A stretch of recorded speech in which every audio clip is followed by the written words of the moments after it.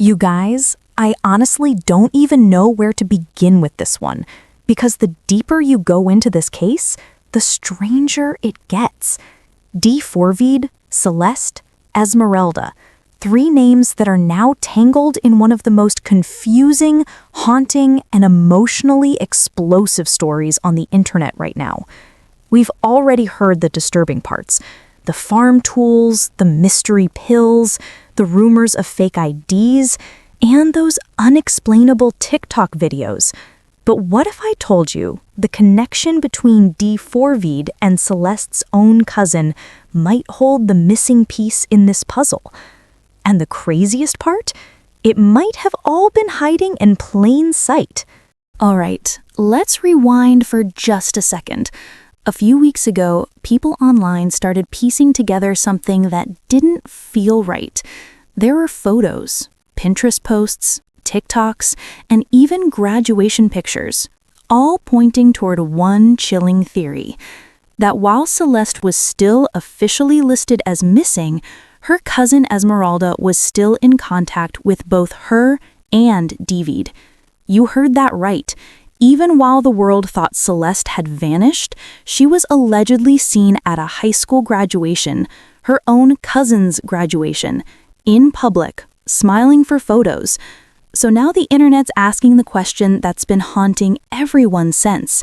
If she was there, why didn't anyone say anything? Why didn't her family tell authorities she was safe? And what exactly was Esmeralda's role in all of this? Let's start with what we know. On April 5th, 2024, Celeste Ruiz Hernandez was reported missing. Just 16 days later, on April 21st, a Build-A-Bear certificate was found inside the house that D4vd was renting. And the name printed on that certificate? Esmeralda. That one detail sent shockwaves through the online community. Because it wasn't just a random item. It was dated the exact same day that D4vd posted his now infamous TikTok from what looked like Six Flags. So how does a Build-A-Bear certificate with Celeste's cousin's name end up inside D4vd's home weeks after Celeste disappeared? Coincidence or connection? This is where everything starts spiraling into something darker. According to private investigator Steve, not only was that certificate suspicious, but the house itself looked like something straight out of a crime documentary. Farm tools, pain meds, multiple guest rooms used by both men and women. Steve even said it looked like a group had been staying there. A group, not just D4vd alone. That means multiple people may have been living in or visiting that home. And that opens up 1,000 new questions. Who were they? Did they know about Celeste? Did they ever see her there? And if they did, why are they all silent now? That one line keeps echoing in my head. Because even after all of this, the TikToks, the Build-A-Bear certificate, the weird items found inside the house, there's no confirmed proof that Celeste was ever there. But somehow, something of her cousin's was. Which brings us right back to Esmeralda. Who was she talking to? Why was she connected to both sides of this story? Celeste's family and D4vd. And more importantly, what did she know? Social media blew up the moment Esmeralda's name entered the chat. People started digging into her online accounts. TikTok, Pinterest, even LinkedIn screenshots were circulating. They found that she had posted photos at a theme park that same month, April 2024. Now, here's where things get wild. That same month, D4vd was seen in his roller coaster TikTok, supposedly filmed at Six Flags, but internet detectives started noticing something strange in the backgrounds of both clips: a fountain, a walkway. And then the realization hit. That location didn't just look like Six Flags, it also looked a lot like Knott's Berry Farm. If that's true, then everything changes, because it could mean D4vd and Esmeralda weren't even in the same place that day. It could mean the entire timeline we've been working off of is wrong. But then again, what if it's not? This is where the story starts splitting in two directions.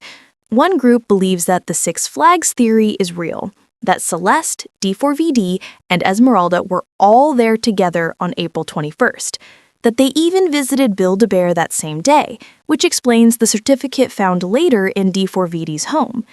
The other group says, nope, that fountain is 100% from Knott's Berry Farm, meaning Esmeralda was at a completely different park on a different day without D4vd at all. Two parks, two timelines, and only one can be true. P.I. Steve wasn't backing down, though. He doubled down, saying, "Find the roller coaster that David was on then. Map the ride." In other words, prove me wrong. And so began what might be the internet's most chaotic investigation yet. People were comparing roller coaster angles, shadows, fountain layouts, like digital detectives solving a real-world mystery. But the heart of the question stayed the same. Why was something with Celeste's cousin's name inside D4D's house after she disappeared? I think what's hitting people the hardest is the human side of this story. Because no matter how many clues we find, no matter how deep we dig, it's still about a 13-year-old girl. A young life caught in something way beyond her control. And when you realize that Esmeralda was just 17 herself, it paints the situation in shades of gray. She was still a child too, maybe confused, maybe scared, maybe manipulated. It's easy for the internet to say she should have spoken up, but when the adults around you are silent, when no one seems to care, how do you even know what's right? Still, silence has a cost, and the more she stays quiet, the more people start wondering what she's hiding. Then came the graduation photos. May 30th, 2024. Pictures of Esmeralda and Celeste together, smiling, posing in daylight. And that one detail broke the internet. Because remember, Celeste was still listed as missing, officially. So how could she attend a graduation and not one single adult thought to contact authorities? It's beyond baffling. P.I. Steve confronted Esmeralda directly about it. He asked her point blank, "Were you at an event with David and Celeste on April 21st? And she didn't give a clear answer. It's that hesitation that's haunting people. Because if she truly had nothing to hide, why not just say it? Why not clear her name once and for all? And then came another twist that left everyone speechless, a GoFundMe. Reportedly under Esmeralda's name, sitting at over $24,000. Now, to be clear, no one's accusing her of anything criminal, but the optics? Yeah, they're messy. People online started asking, why is she the one speaking for the family now? Where's the transparency? Where's the truth? And yet, despite all the chaos, Esmeralda stays silent. No interviews, no posts, no statements. Just silence. But silence doesn't last forever.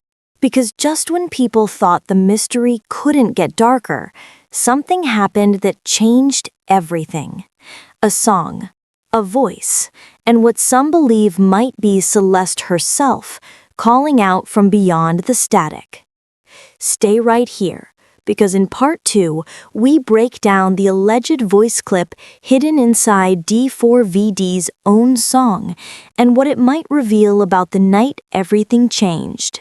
Okay, so just when we thought this entire story couldn't possibly get any darker, something new dropped, and it's sending chills down everyone's spine. Because this time, it's not about photos or TikToks or Build-A-Bear certificates. It's about a song that might contain the voice of Celeste herself. Yeah, you heard that right. People are now claiming that in one of D4D's more recent tracks, I Never Needed You, there's a faint female voice layered behind the main vocals. At first, Everyone thought it was just some artistic choice, background ambience, maybe a vocal sample. But then someone online compared that voice to an old clip of Celeste from her social media, and suddenly everything changed because that voice sounded exactly like her. The moment the comparison hit Reddit, the thread exploded. Side-by-side waveforms, audio analyses, timestamps, people were playing detective again. And honestly, it's haunting. When you listen to it closely, really closely, you can hear it. The girl's voice says, "You're the one calling my phone. Your number isn't blocked. You keep buying phones and calling me and texting me. Please go away if you have no interest in me." That's not just lyrics. That's a plea. If this is real, if this truly is Celeste's voice, then it sounds like a young girl trying desperately to cut ties with someone who wouldn't let her go. And now, fans are asking the question no one wants to even whisper. Did D4vd use Celeste's real voice in his song? If that's true, if he actually sampled her voice without consent, that's not just eerie, it's horrifying. People on Twitter have been calling it the most disturbing Easter egg in music history. One viral tweet said, "He's literally turning her pain into art. That's beyond disgusting." Another said, "I had chills when I realized what that voice was. How could anyone think that was okay?" But then there's the other side. Some fans argue it's not her voice at all. They say it's just an AI filter, that maybe the vocals were made to sound like her. If that's true, it opens a whole new level of darkness. Because why would anyone want to recreate the voice of a missing 13-year-old just to tell their story through music? Who would do that, and why? It's almost like D4vd's trying to rewrite the narrative through his songs, painting himself as some tragic figure instead of the man at the center of the controversy. And then, out of nowhere, an anonymous source came forward, allegedly a friend of one of D4vd's former bandmates. They said he was obsessed with saving her voicemails. He used to say, "Her voice sounds like heaven before it falls." That quote alone, chilling. The source also claimed that D4vd had multiple phones, up to 10 according to them, and that he'd switch SIM cards constantly. That detail matched what PI Steve mentioned earlier, multiple phones found in the rental home. So what were all those phones really for? Who was he calling? And what was he hiding? Let's talk about the friend group for a second, because that's where things get even messier. There's a name that's been floating around lately, Asia. Apparently, she was one of D4vd's closest friends, maybe even part of that inner circle that was staying in the house. And just like Neo, another one of his buddies, Asia's name keeps resurfacing in online forums. Some people say she knew about Celeste's situation but stayed quiet. Others think she's distancing herself now, trying to cut ties before everything blows up. And maybe she already has. Because right after the song's release, Asia unfollowed D4vd across all social media platforms. Then, not even a week later, she posted a cryptic TikTok. No words, no captions, just her looking straight at the camera while the text on screen read, "Not everyone deserves forgiveness." The internet lost its mind. Was that a message to D4vd? Was she finally acknowledging what she knew? Or was it just a coincidence? Her comment section was chaos. Hundreds of people tagging D4vd, others begging Asia to speak up, and some warning her to stay safe. Because right after the song's release, Asia unfollowed D4vd across all social media platforms. Then, not even a week later, she posted a cryptic TikTok. No words, no captions, just her looking straight at the camera while the text on screen read, "Not everyone deserves forgiveness." The internet lost its mind. Was that a message to D4D? Was she finally acknowledging what she knew? Or was it just a coincidence? Her comment section was chaos. Hundreds of people tagging D4D, others begging Asia to speak up, and some warning her to stay safe. And I get it. If she really was close to D4vd, if she saw something or heard something, that's a heavy thing to carry. Because how do you even begin to process that? Imagine realizing that someone you trusted, someone you laughed with, might have been involved in something unthinkable. You'd question everything, every moment, every text, every conversation. It would tear your mind apart. But let's zoom out for a second, because beyond the emotional chaos, the investigation still hasn't made a single arrest. That's what's making people furious. Months have passed, evidence has surfaced, yet D4vd walks free. And the longer this drags on, the more people start to lose faith in the system. A retired police chief was even quoted saying that this kind of delay often means investigators are building an airtight case. They want something bulletproof before they move in. But fans aren't buying it. Comment after comment reads the same. If this was anyone else, he'd already be behind bars. Now, here's where the story takes a hard left turn. A Reddit post surfaced last week claiming that in one of Celeste's old Twitter videos, you can actually see D4D standing near what looks like the same fountain we mentioned earlier. And not just him, someone who looks like Celeste's brother is in the frame too. If that's real, if it truly shows D4D hanging out with Celeste's own family, it changes everything. Because that means her relatives might have been more involved than anyone realized. Not in a criminal way necessarily, but maybe in how normalized his presence was, how accepted he was around them. That makes the silence around her disappearance even harder to understand. How could everyone be so calm, so trusting? Did no one notice the red flags? It's one of those moments that makes your stomach drop, realizing how danger can hide behind charm. Because by all accounts, D4D came off as this creative, soft-spoken, artsy guy. The type of person who writes poetry, takes moody photos, and talks about feelings.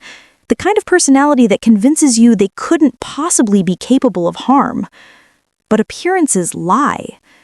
And sometimes, the most dangerous people are the ones who know how to look harmless. There's something so twisted about this entire timeline. The overlapping stories, the theme parks, the clues left behind like breadcrumbs. And just when you think you've connected the dots, the picture shifts again. Like the Build-A-Bear certificate, people online realized that every certificate has a small member ID code. That number could actually reveal where the bear was made. So why hasn't anyone traced it yet? Why hasn't the truth been confirmed once and for all? If someone had access to that system, they could settle the Six Flags versus Knots debate in seconds. But no one has. Or maybe no one wants to. Because what happens if that code proves Celeste was there, with D4vd, weeks after being reported missing? That would mean the story we've all been told isn't just incomplete, it's wrong. And maybe that's what people are afraid of. But hold on, because the next part of this story is where everything collides. The rumors, the silence, the voices, the family, the truth. And it all leads to one last devastating twist that nobody saw coming. Stay tuned for part 3, where we break down the final pieces of this mystery, including the shocking revelation about what might have really happened in that rental house.